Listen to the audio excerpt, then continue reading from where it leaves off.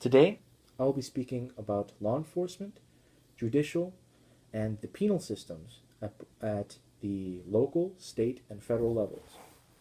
On the local level for law enforcement, you have sheriff deputies and police officers, and as well as constables.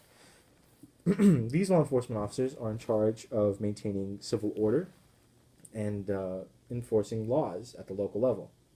Their jurisdiction ends at county lines and city limits. At the state level for law enforcement, in the state of Texas, we have the Texas Department of Public Safety, which houses the Texas Rangers and Texas State Troopers. Their jurisdiction ends at the state level, and they handle larger offenses. And at the federal level, we have the Federal Bureau of Investigation, ATF, and the U.S. Marshals, to name a few. These law enforcement agencies have jurisdiction all throughout the country, and the FBI is allowed to have investigations on sovereign soil in Indian reservations. As far as the judicial system goes, on the local level, you have the county courthouse, the city courthouse. These are for lower level misdemeanors. At the state level, you have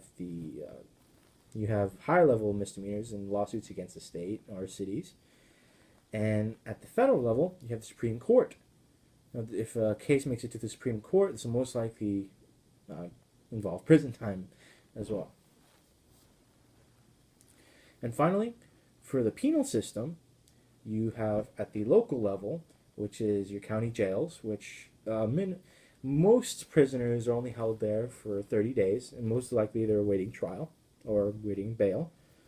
The state level, which you have state penitentiaries, which they can either the suspect could have either committed a lower level felony or high level misdemeanor. At the federal level, you have your federal penitentiaries. This is where we house our worst criminals who have committed the worst types of felonies, such as murder and capital crimes.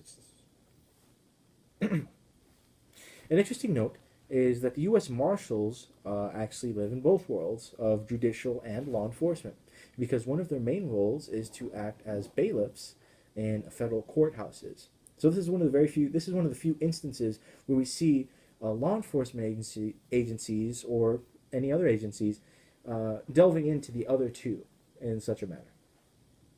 Thank you for your time.